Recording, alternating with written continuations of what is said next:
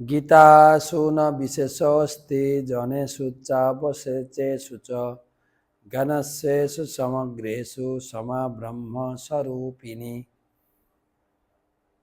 গীতা পাঠ সবাই করতে পারেন, কেন গীতা স্বয়ং ব্রহ্ম স্বরূপিণী। আজকে চতুর্বিংশতি শ্লোক 24।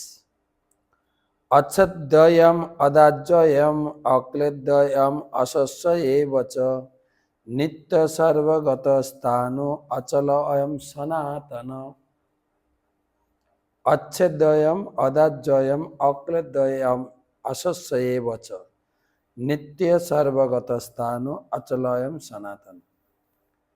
এই আত্মা অচ্ছেদ্য, অদাহ্য, অক্লেদ্য ও অশস্য।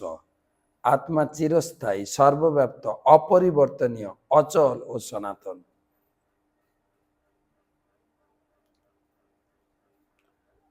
শুধু আত্মতত্ত্ব আলোচনাই হচ্ছে, কিন্তু 23-24 শ্লোক কিন্তু একই শ্লোক। 23-এ ভগবান যে কথা বলেছেন, 24 একই কথা। আত্মা অচ্ছেদ্য মানে কাটা যায় না, অদাহ্য মানে পোড়ানো যায় না, অক্লেদ্য মানে ভিজানো যায় না, অশস্য মানে শুকনো যায় না, চিরস্থায়ী, সর্বব্যাপ্ত, অপরিবর্তনীয়, অচল এবং সনাতন। চিরস্থায়ী আত্মা এবং সর্বব্যাপ্ত, সনাতন এবং অচল।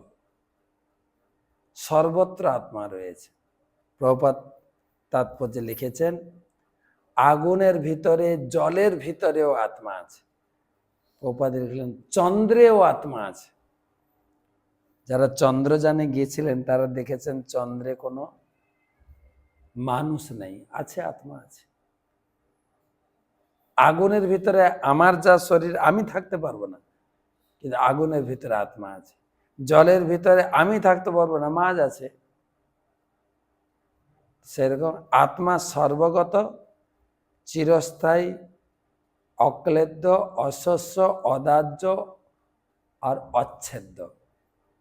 তুমি তোমার কর্তব্য পালনের যুদ্ধ করো। আত্মা চিরস্থায়ী, নবীন এবং সনাতন।